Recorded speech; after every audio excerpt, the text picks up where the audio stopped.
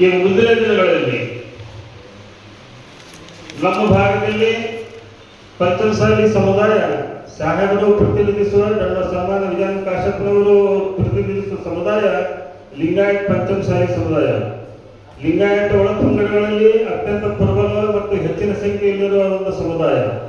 ಆ ಸಮುದಾಯದ ಒಂದು 2B ರಿಸರ್ವೇಶನ್ ಸಲುವಾಗಿ ಪವಿತ್ರ ಬಸವಣ್ಣಾಡವಾದ ಕೂಡಲ ಸಂಗಮವಾದ ಪವಿತ್ರ ಕ್ಷೇತ್ರದಿಂದ ಬೆಂಗಳೂರುವರೆಗೆ 780 ಕಿಲೋಮೀಟರ್ ಪಾದ ನಡಿಗೆ ಮಾಡುವ ಮುಖಾಂತರ ಇಡೀ ಕರ್ನಾಟಕದ ಉದ್ದಗಲಕ್ಕೂ ಅವರು ಜನಾನುರಾಗಿಯಾಗಿ ಹೆಸರುವಾಸಿಯಾಗಿ ಪ್ರತಿಯೊಬ್ಬರ ಬಾಯಲ್ಲಿ ಇವತ್ತು ಆ ಹೋರಾಟದ ಮೂಲಕ ಅವರ ಹೆಸರು ಪ್ರಚಲಿತ ಇದೆ. ನೀವು ಬಿಜಾಪುರದಿಂದ ಬೆಂಗಳೂರಿಗೆ ಯಾವ ಹಳ್ಳಿಗೆ ಹೋದರೂ ಕಾಶ್ಯಪ್ನವರ ಹೆಸರು ಹೇಳೋರು 4 ಮಂದಿ ಸಿಗ್ತಾರೆ. ಅದು ಅವರ ಜನಪ್ರಿಯತೆಗೆ ಕಾರಣ. ಯಾಕಂತಂದ್ರೆ ಒಬ್ಬ ಸಮಾಜಮುಖಿ ನಾಯಕ ತನ್ನ ಸಮಾಜಕ್ಕೆ ಹೋರಾಟ ಮಾಡುವಾಗ 780 ಕಿಲೋಮೀಟರ್ ಕಾಲ್ನಡಿಗೆ ಮುಖಾಂತರ ನಡೆದು ತಮ್ಮ ಸಮಾಜಕ್ಕೆ ನ್ಯಾಯ ಕೊಡಿಸುವಲ್ಲಿ ಮುಂಚೂಣಿಯಲ್ಲಿ ಇರುವ ಒಬ್ಬ ಧೀಮಂತ ನಾಯಕ, ಯುವ ನಾಯಕ. ಜೊತೆಗೆ ಅಲ್ಪಸಂಖ್ಯಾತರ ಒಂದು ಸಮಸ್ಯೆ ಬಂದಾಗ, CWA NRC ಅಂತ ಒಂದು ಸಮಸ್ಯೆ ಬಂದಾಗ ಇಲಕಲ್ಲಿಂದ ಬಿಜಾಪುರ ತನಕ 110 ಕಿಲೋಮೀಟರ್ ಅಲ್ಪಸಂಖ್ಯಾತರ ಜೊತೆಗೂ ಹೆಜ್ಜೆ ಹಾಕಿ ನಾನು ಎಲ್ಲರ ಜೊತೆಗೆ ಇದ್ದೀನಿ ಅಂತೇಳಿ ಒಂದು ಭಾವನೆಯನ್ನು ಒಂದು ಬದ್ಧತೆಯನ್ನು ವ್ಯಕ್ತಪಡಿಸುವ ಮೂಲಕ 110 ಕಿಲೋಮೀಟರ್ ವರೆಗೆ ನಮ್ಮೊಳಗೆ, ನಾನು ಅಲ್ಪಸಂಖ್ಯಾತ, ನಮ್ಮೊಳಗೆ ಬಂದು ನಮ್ಮ ಒಂದು ಬೇಡಿಕೆಗಳಿಗೆ ಬಲವನ್ನು ಕೊಟ್ಟಿದ್ದು ಸನ್ಮಾನ ವಿಧಾನ ಕಾಶ್ಯಪ್ನವರ ಸಾಹೇಬರು. ಹೀಗೆ ಹಲವಾರು ಕಾರ್ಯಗಳು ಯಾವುದೇ ಸಮಾಜವಿರಲಿ, ಎಲ್ಲ ಸಮಾಜದ ಕಾರ್ಯಗಳಲ್ಲಿ, ಜಾತ್ರೆ ಇರಲಿ, ಪಲ್ಲಕ್ಕಿ ಸಮಾರಂಭ ಇರಲಿ, ಉರುಸ್ ಇರಲಿ, ಮೀಲಾದ್ ಇರಲಿ, ಮತ್ತೊಂದು ವಿಷಯವನ್ನು ಮುಂದೆ ಹೇಳಲಿಕ್ಕೆ ಬಯಸುತ್ತೇನೆ. ನಮ್ಮ ಇಳಕಲ್ ಮತಕ್ಷೇತ್ರದಲ್ಲಿ 65 ಮಸೀದಿಗಳು ಬರ್ತಾವೆ. ಆ 65 ಮಸೀದಿಗಳಲ್ಲಿ ರಂಜಾನ್ ತಿಂಗಳಲ್ಲಿ, ಪವಿತ್ರ ರಂಜಾನ್ ತಿಂಗಳಲ್ಲಿ ಉಪವಾಸ ಇರುವವರಿಗೆ ಪ್ರತಿ ಮಸೀದಿಯಲ್ಲಿ ಇಫ್ತಾರ್ ಕೂಟವನ್ನು ಏರ್ಪಡಿಸಿ ಅಲ್ಪಸಂಖ್ಯಾತರಿಗೆ ಒಂದು ಬೆಂಬಲ, ಒಂದು ನೈತಿಕ ಬೆಂಬಲವನ್ನು ಕೊಟ್ಟುವಂತ ಯಾವುದೇ ನಾಯಕರಿದ್ರೆ ಅದು ಸನ್ಮಾನ ವಿಧಾನ ಕಾಶ್ಯಪ್ನವರ ಸಾಹೇಬರು. ಕಾಶ್ಯಪ್ನವರ ಸಾಹೇಬ್ ಕುಟುಂಬ ಪರಿಚಯಕ್ಕೆ ಯಾವುದೋ ಇದು ಇಲ್ಲ. ಈ ಕರ್ನಾಟಕ ರಾಜ್ಯದಲ್ಲಿ ಕಾಶ್ಯಪ್ನವರ ಕುಟುಂಬ ಹೆಸರು ಪ್ರಚಲಿತ ಇದೆ. ಕೇವಲ ಪಂಚಮಸಾಲಿ ಲಿಂಗಾಯತ ಸಮಾಜದಲ್ಲಿ ಅಲ್ಲ, ಅದಕ್ಕಿಂತ ಹೆಚ್ಚಾಗಿ ಅಲ್ಪಸಂಖ್ಯಾತರಲ್ಲಿ, ದೀನದಲಿತರಲ್ಲಿ, ಹಿಂದುಳಿದರಲ್ಲಿ ಅತ್ಯಂತ ಹೆಚ್ಚು ಪ್ರಚಲಿತರಿರುವ ಯಾವುದೇ ಹೆಸರಿದ್ರೆ ಅದು ಡಾಕ್ಟರ್ ವಿಧಾನ ಕಾಶ್ಯಪ್ನವರ ಸಾಹೇಬರು. ತಾನು ತಮ್ಮ ಮುಂದೆ ಹೇಳ್ತೇನೆ, ಅವ್ರ ಕಾರ್ ತಗೊಂಡು ಎಲ್ಲರೂ ಹಿಂದೆ ಹೋದಾಗ ಬರೀ ಅವ್ರ ಕಾರ್ ನಂಬರ್ ನೋಡಿ ಜನರು ನಿಂತು ಮಾಲಾರ್ಪಣೆ ಮಾಡುವಂತದ್ದು ನಾವು ನೋಡಿದ್ದೇವೆ. ಅವ್ರ ಜೊತೆಗೆಲ್ಲ ನಮ್ಮ ಕ್ಷೇತ್ರ ಬಿಟ್ಟು ಹೊರಗಡೆ ಹೋದಾಗ ದಾರ್ಯಾಗ ಜನರು ನಿಂತು ಅವರಿಗೆ ಸನ್ಮಾನ ಮಾಡಿ ಮಾತಾಡಿಸಿ ಹೋಗೋದು ಅದು ಸಾಮಾನ್ಯ ಒಂದು ವಿಷಯವಾಗಿದೆ. ಇಷ್ಟೆಲ್ಲ ಹೇಳಲಿಕ್ಕೆ ಕಾರಣ ಇಷ್ಟೇ, ನಾಳೆ ನಡೆಯುವ ಈ ಒಂದು ಸಚಿವ ಸಂಪುಟ ಮತ್ತು ಮುಖ್ಯಮಂತ್ರಿಗಳ ಪ್ರಮಾಣ ವಚನ ಸ್ವೀಕಾರ ಸಮಾರಂಭದಲ್ಲಿ ನಮ್ಮ ಇಲ್ಲಿ ಕುಂತವರ ಎಲ್ಲ ಒಂದು ಒಗ್ಗರಣ ಒಂದೇ ಒಂದು ಬೇಡಿಕೆ ಆಗ್ರಹ ಇದೆ, ಅತ್ಯಂತ ಆಗ್ರಹ ಇದೆ. ನಾಳೆ ಅವರಿಗೆ ಸಚಿವ ಸಂಪುಟದಲ್ಲಿ ತಗೊಂಡು ಪ್ರಥಮ ಲಿಸ್ಟ್ನಲ್ಲಿ ಅವರಿಗೆ ಪ್ರಮಾಣ ವಚನ ಬೋಧಿಸಬೇಕೆಂದು ನಾವು ಮುಖಾಂತರ ಆಗ್ರಹ ಮಾಡ್ತಾ ಇದ್ದೇವೆ. ಯಾಕಂತಂದ್ರೆ ಕಾಶ್ಯಪ್ನವರು ಈ ಮುಂದೆ ನಾವು ಹೇಳಿರೋದು ಹಿಂದೆ ಆಗಿರೋ ಕೆಲಸ, ಮುಂದೆ ಬರುವ ಅವರಿಗೆ ಸಚಿವ ಸ್ಥಾನ ನೀವು ಕೊಟ್ಟಿದ್ದಲ್ಲಿ ಸರಿ ಸುಮಾರು ಆ ಭಾಗದ ಉತ್ತರ ಕರ್ನಾಟಕ ಭಾಗದ ನಾವು ಬರುವುದು ಕಿತ್ತೂರು ಮತ್ತು ಕಲ್ಯಾಣ ಕರ್ನಾಟಕ ಭಾಗದಿಂದ ನಾವು ಬರ್ತೀವಿ. ನಮ್ಮ ಭಾಗದಲ್ಲಿ ಕಾಂಗ್ರೆಸ್ ಪಕ್ಷಕ್ಕೆ ಒಂದು ಯುವ ನಾಯಕತ್ವ ಬೇಕಾಗಿದೆ. ಎಲ್ಲಾ ಕಡೆ ಅಡ್ಡಾಡಿ ಎಲ್ಲಾ ಜನರ ಸಮಸ್ಯೆಯನ್ನು ಕೇಳಿ ಎಲ್ಲಾ ಒಂದು ಪಕ್ಷದ ಒಂದು ಸಿದ್ಧಾಂತವನ್ನು ಗಟ್ಟಿಯಾಗಿ ಹೇಳಿಕೊಂಡು ಯಾವ ಒಬ್ಬ ನಾಯಕ ಇದ್ದಾನಂತಂದ್ರೆ ಅದು ಡಾಕ್ಟರ್ ವಿಧಾನ ಕಾಶ್ಯಪ್ನವರ ಸಾಹೇಬರು. ಅವರ ಕಾರ್ಯವೈಖರಿಗೆ, ಅವರ ಕೆಲಸ ಮಾಡುವ ಸ್ಪೀಡಿಗೆ, ವೇಗಕ್ಕೆ ಹುನೂರು ಮತಕ್ಷೇತ್ರ ಒಂದಕ್ಕೆ ಕಟ್ಟಿ ಹಾಕಿದಂಗಾಗಿದೆ ಅವರಿಗೆ ಕೇವಲ. ಆದ ಕಾರಣ ನಾವು ಪಕ್ಷದ ಗೌರವಾನ್ವಿತ ಹೈಕಮಾಂಡ್ ನಲ್ಲಿ ರಾಜ್ಯದ ನಮ್ಮ ಮುಖ್ಯಮಂತ್ರಿಗಳಾದಂತ ಸನ್ಮಾನ ಸಿದ್ದರಾಮಯ್ಯ ಸಾಹೇಬರು, ನಾಳೆ ಮುಖ್ಯಮಂತ್ರಿಯಾಗಿ ಪ್ರಮಾಣ ವಚನ ಸ್ವೀಕಾರ ಮಾಡಲಿರುವ ಡಾಕ್ಟರ್ ನಮ್ಮ DK ಶಿವಕುಮಾರ್ ಸಾಹೇಬರಲ್ಲಿ ಮತ್ತೊಮ್ಮೆ ಮನವಿ ಮಾಡ್ತಾ ಇದ್ದೇವೆ. ಅವರಿಗೆ ತಮ್ಮ ಜೊತೆಗೇನೆ ಪ್ರಥಮ ಹಂತದಲ್ಲಿಯೇ ಸಚಿವ ಸ್ಥಾನ ಕೊಟ್ಟು ಒಂದು ಒಳ್ಳೆಯ ವಿಭಾಗವನ್ನು ಕೊಟ್ಟು ಇಡೀ ಕರ್ನಾಟಕದಲ್ಲಿ, ವಿಶೇಷವಾಗಿ ಉತ್ತರ ಕರ್ನಾಟಕ ಭಾಗದಲ್ಲಿ ಪಕ್ಷದ ಬಲವರ್ಧನೆಗೆ, ಪಕ್ಷದ ಸಿದ್ಧಾಂತಕ್ಕೆ ಜನರನ್ನು ಸೆಳೆಯಲಿಕ್ಕೆ ಪ್ರಚಾರ ಮಾಡಲಿಕ್ಕೆ ಅವರಿಗೆ ಅವಕಾಶ ಮಾಡಿ ಕೊಡಬೇಕೆಂದು ಮತ್ತೊಮ್ಮೆ ತಮ್ಮ ಮುಖಾಂತರ ಅವರಲ್ಲಿ ವಿನಂತಿ ಮಾಡಿಕೊಳ್ತಾ ಇದ್ದಾರೆ.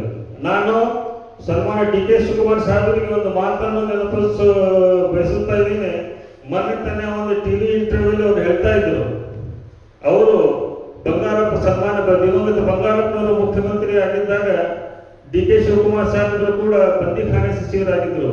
ಅವರಿಗೆ ಅವಾಗಿನ ಪ್ರಧಾನಮಂತ್ರಿಗಳಾದಂತ ರಾಜೀವ್ ಗಾಂಧಿ ಅವರು ಒಂದು ಸೂಚನೆ ಕೊಟ್ಟಿದ್ದರಂತೆ, ಬಂಗಾರಪ್ಪನವರೇ, ನಿಮ್ಮ ಸಚಿವ ಸಂಪುಟದಲ್ಲಿ ಎಲ್ಲಾ ಸಮಾಜದ ಹಿರಿಯರ ಜೊತೆಗೆ ಒಬ್ಬ ಯುವಕನನ್ನು ನಿಮ್ಮ ಸಂಪುಟಕ್ಕೆ ಸೇರಿಸಿಕೊಳ್ಳಬೇಕು ಅಂತ ಹೇಳಿ ಒಂದು ಸೂಚನೆ ಕೊಟ್ಟಿದ್ರಂತೆ. ಆ ಸೂಚನೆ ಮೇರೆಗೆ ಆವಾಗ ಬಂಗಾರಪ್ಪನವರು ಡಿ ಕೆ ಶಿವಕುಮಾರ್ ಅವರಿಗೆ, ನಜೀರ್ ಸಾಹೇಬರಿಗೆ, ಹೀಗೆ ಹಲವಾರು ಸಮಾಜದ ಹಿರಿಯರ ಜೊತೆಗೆ ಒಬ್ಬ ಯುವಕರನ್ನು ಕೂಡ ತಮ್ಮ ಸಂಪುಟಕ್ಕೆ ಸೇರಿಸಿ ಮುಂದಿನ ಜನರೇಷನ್ಗೆ ನಾಯಕರನ್ನು ತಯಾರು ಮಾಡಲು ಅವರಿಗೆ ಸೂಚನೆ ಮೇರೆಗೆ ಮಾಡಿದಂತೆ. ನಾನು ಇದೇ ಮಾತನ್ನು ಇವತ್ತು ನಮ್ಮ ಸನ್ಮಾನ್ಯ ಡಿ ಕೆ ಶಿವಕುಮಾರ್ ಸಾಹೇಬರಲ್ಲಿ ನನ್ನ ಗಮನಕ್ಕೆ ತರುತ್ತಾ ನಾನು ಬೇಡಿಕೆ ಇದ್ದೇನೆ, ಆಗ್ರಹಪಡಿಸ್ತೇನೆ. ತಾವು ಕೂಡ ಲಿಂಗಾಯತ ಸಮಾಜದಲ್ಲಿ ಸಾಕಷ್ಟು ಹಿರಿಯರಿದ್ದಾರೆ. ಅವರ ಜೊತೆಗೆ ಯುವಕರಾದಂತ ಡಾಕ್ಟರ್ ವಿಜಯ ಕಾಶಪ್ಪನವರಿಗೂ ಕೂಡ ಒಂದು ಸಚಿವ ಸ್ಥಾನಮಾನವನ್ನು ಕೊಟ್ಟು ಪಕ್ಷದ ಬಲವರ್ಧನೆಗೆ, ಕೇವಲ ಅವರಿಗೆ ಅಧಿಕಾರದ ಸಲುವಾಗಿ ಅಲ್ಲ, ಪಕ್ಷದ ಬಲವರ್ಧನೆಗೆ ಅವರಿಗೆ ನೀವು ಸಚಿವ ಸ್ಥಾನ ಕೊಟ್ಟಲ್ಲಿ ನಮ್ಮ ಉತ್ತರ ಕರ್ನಾಟಕ ಭಾಗದ ಕಡಿಮೆ ಅಂತಂತಂದ್ರು 5 ಲೋಕಸಭಾ ಕ್ಷೇತ್ರಗಳಲ್ಲಿ ನಾವು ಗೆಲ್ಲಲಿಕ್ಕೆ ಸಮರ್ಥರಾಗ್ತಾ ಇದ್ದೇವೆ. ವಿಜಯಪುರ, ಬಾಗಲಕೋಟೆ, ಬೆಳಗಾವಿ, ಧಾರವಾಡ, ಮತ್ತೊಂದು ಕಡೆ 5 ಲೋಕಸಭಾ ಸ್ಥಾನಗಳು, ಜೊತೆಗೆ ಒಂದು 30 ವಿಧಾನಸಭಾ ಕ್ಷೇತ್ರಗಳ ಮೇಲೆ ಅತ್ಯಂತ ಒಳ್ಳೆಯ ಪರಿಣಾಮ ಅದು ಬೀರಿ 2028ರ ಚುನಾವಣೆಯಲ್ಲಿ ಪಕ್ಷಕ್ಕೆ ಒಳ್ಳೆಯ ಲಾಭ ಮಾಡುವ ದಿಕ್ಕಿನಲ್ಲಿ ಅದು ಉಪಯೋಗಕ್ಕೆ ಬರುತ್ತದೆ. ಕೊನೆಯದಾಗಿ ಮತ್ತೊಮ್ಮೆ ನಾನು ತಮ್ಮ ಮೀಡಿಯಾ ಮಾಧ್ಯಮ ಮಿತ್ರರ ಮುಖಾಂತರ ನಮ್ಮ ಪಕ್ಷದ ಹೈಕಮಾಂಡ್, AICC ಅಧ್ಯಕ್ಷರಂತ ಮಲ್ಲಿಕಾರ್ಜುನ್ ಖರ್ಗೆ ಸಾಹೇಬರಲ್ಲಿ, ಶ್ರೀ ವೇಣುಗೋಪಾಲ್ ಸಾಹೇಬರಲ್ಲಿ, ಶ್ರೀ ಸುರ್ಜೇವಾಲಾ ಅವರಲ್ಲಿ, ನಮ್ಮ ಅತ್ಯುನ್ನತ ನಾಯಕರಂತ ಲೋಕಸಭಾದಲ್ಲಿ ಅಪೋಸಿಷನ್ ಲೀಡರ್ ಆದಂತ ಶ್ರೀ ರಾಹುಲ್ ಗಾಂಧಿ ಅವರಲ್ಲಿ, ಶ್ರೀಮತಿ ಸೋನಿಯಾ ಗಾಂಧಿ ಅವರಲ್ಲಿ ನಾನು ಇದೊಂದು ಮನವಿ ಮಾಡ್ತಾ ಇದ್ದೇನೆ. ತಾವೆಲ್ಲರೂ ಸನ್ಮಾನ್ಯ ಸಿದ್ದರಾಮಯ್ಯ ಸಾಹೇಬರಲ್ಲಿ ಕೂಡ ಹಾಗೂ ಡಿ ಕೆ ಶಿವಕುಮಾರ್ ಸಾಹೇಬರಲ್ಲಿ ಕೂಡ ಮತ್ತೊಮ್ಮೆ ಮನವಿ ಮಾಡ್ತಾ ಇದ್ದೇನೆ.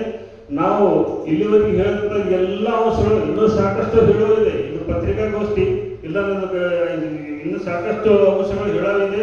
ಈ ಪತ್ರಿಕಾ ಇದನ್ನು ನಾವು ಕೊಡ್ತಾ ಇದ್ದೀವಿ. ತಾವೆಲ್ಲವನ್ನು ಗಮನಿಸಿ ಪಕ್ಷದ ಫ್ಯೂಚರ್ ಕೂಡ ಮುಂಬರುವ ದಿನಗಳನ್ನು ಪಕ್ಷದ ಒಂದು ಉದ್ಧಾರಕ್ಕಾಗಿ, ಪಕ್ಷದ ಬಲವರ್ಧನೆಗೆ ಎಲ್ಲ ಸಮುದಾಯಗಳನ್ನು ತಮ್ಮೊಳಗೆ ಒಯ್ಯುವಂತ ಯಾವುದರ ನಾಯಕ ಉತ್ತರ ಕರ್ನಾಟಕದಲ್ಲಿ ಯುವ ನಾಯಕ ಇದ್ದಾರೆ ಅಂತಂದ್ರೆ ಅದು ಸನ್ಮಾನ್ಯ ಡಾಕ್ಟರ್ ಕಾಶಪ್ಪ ಸಾಹೇಬರು. ಅವರಿಗೆ ಸಚಿವ ಸ್ಥಾನಮಾನ ಕೊಟ್ಟು ನಾಳೆ ನಿಮ್ಮ ಜೊತೆಗೇನೆ ಅವರಿಗೆ ಕೂಡ ಪ್ರಮಾಣ ವಚನವನ್ನು ಸ್ವೀಕಾರ ಮಾಡುವ ಅವಕಾಶ ಮಾಡಿಕೊಡ್ತೀರೆಂದು ನಾವು ನಂಬಿದ್ದೇವೆ. ಕೊನೆಯದಾಗಿ ಒಂದು ವೇಳೆ ಇದು ನಮ್ಮ ಕಾರ್ಯಕರ್ತರ ಧ್ವನಿ, ಒಂದು ವೇಳೆ ಅವರಿಗೆ ಸಚಿವ ಸ್ಥಾನ ನಾಳೆ ಸಿಗದೇ ಇದ್ದಲ್ಲಿ ನಾವು ಬೂತ್ ಮಟ್ಟದಿಂದ ಹಿಡ್ಕೊಂಡು ನಾನು ಬ್ಲಾಕ್ ಅಧ್ಯಕ್ಷ, ನಾನು ಕೂಡ PLAಗಳು, ನಮ್ಮ ಬೂತ್ ಅಧ್ಯಕ್ಷರು, ಬೂತ್ ಸದಸ್ಯರು, ಗ್ಯಾರಂಟಿ ಅನುಷ್ಠಾನ ಸಮಿತಿ ಎಲ್ಲ ಅಧ್ಯಕ್ಷರು, ಸದಸ್ಯರು, ಎಲ್ಲಾ ಪಕ್ಷದ ಮುಂಚೂಣಿಯ ಘಟಕದ ನಾವು ಎಲ್ಲ ಸದಸ್ಯರು, ಅಧ್ಯಕ್ಷರು, ಬ್ಲಾಕ್ ಅಧ್ಯಕ್ಷನಾಗಿ ಹೇಳ್ತಾ ಇದ್ದೇನೆ. ನಾವು ಅವರಿಗೆ ನಾಳೆ ನೀವು ಸಚಿವ ಸ್ಥಾನ ಕೊಡದೇ ಇದ್ದಲ್ಲಿ ನಾವು ಸಾಮೂಹಿಕ ರಾಜೀನಾಮೆಗೆ ನಾವು ಸಿದ್ಧರಿದ್ದೇವೆ ಅನ್ನೋ ಒಂದು ತಮ್ಮಲ್ಲಿ ನಾವು ಎಚ್ಚರಿಕೆ ಕೊಡ್ತಾ ಇದ್ದೇವೆ. ಯಾಕಂತಂದ್ರೆ ಕೊಟ್ಟವರಿಗೆ ಪದೇ ಕೊಟ್ಟು ಅದು ಮಾಡೋದ್ರಲ್ಲಿ ಹೊಸವರಿಗೆ ಅವಕಾಶ ಕೊಡಬೇಕು. ಪಕ್ಷ ಈಗ ಇವತ್ತಿನ ಒಂದು ಜನಜೆಡ್ ಅನ್ನೋದು ಒಂದು ಇದು ಇದೆ, ಜನಸಂಖ್ಯೆ ಇದೆ, ಅದಕ್ಕೆ ಯುವ ನಾಯಕತ್ವ ಬೇಕು. ಅಂತ ಯುವ ನಾಯಕತ್ವ ರಾಜ್ಯದ ಉದ್ದಗಲಕ್ಕೂ ಕಾಲಿಗೆ ಚಕ್ರ ಕಟ್ಟಿಕೊಂಡು ಅಡ್ಡಾಡುವಂತ ಒಂದು ನಾಯಕ ವಿಜಯಾನಂದ ಕಾಶ್ಯಪನಲ್ಲಿ ತಾವು ಕಾಣ್ತೀರಿ.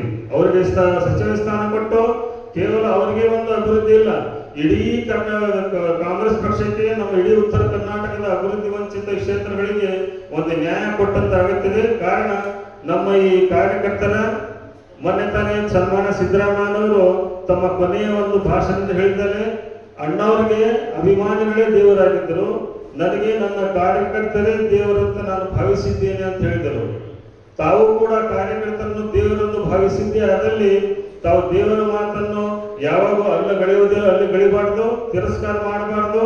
ನಾವು ಪಕ್ಷದ ಸಾಮಾನ್ಯ ಕಾರ್ಯಕರ್ತರಾಗಿ ಮತ್ತೊಮ್ಮೆ ತಮ್ಮಲ್ಲಿ ನಾವು ವಿನಂತಿ ಮಾಡ್ಕೊಳ್ತಾ ಇದ್ದೀವಿ. ಜೊತೆಗೆ ಒಂದು ಎಚ್ಚರಿಕೆನೂ ನಾವು ಕೊಡ್ತಾ ಇದ್ದೀವಿ. ನಾಳೆ ನಮ್ಮ ವಿಜಯಾನಂದ ಕಾಶ್ಯಪನಿಗೆ ನೀವು ಸಚಿವ ಸ್ಥಾನ ಕೊಡಲೇಬೇಕು. ಒಂದು ವೇಳೆ ಕೊಡದೇ ಇದ್ದಲ್ಲಿ ನಾವು ಹುನಗುಂದ ಮತಕ್ಷೇತ್ರದ ಬಾಗಲಕೋಟೆ ಜಿಲ್ಲೆಯ ಎಲ್ಲ ನಾವು ಕೆಳಮಟ್ಟದಿಂದ ಹಿಡಿದು ಬ್ಲಾಕ್ ಅಧ್ಯಕ್ಷದವರೆಗೆ ಎಲ್ಲರೂ ಕೂಡ ನಾವು ರಾಜೀನಾಮೆ ಕೊಡಲಿಕ್ಕೆ ಸಿದ್ಧರಿದ್ದೇವೆ ಎಂದು ಹೇಳುತ್ತಾ ತಮ್ಮೆಲ್ಲರಿಗೆ ಧನ್ಯವಾದ ತಿಳಿಸುತ್ತಾ ನನ್ನ ಮಾತನ್ನು ಮುಗಿಸ್ತಾ ಇದ್ದೇನೆ. ಜೈ ಹಿಂದ್, ಜೈ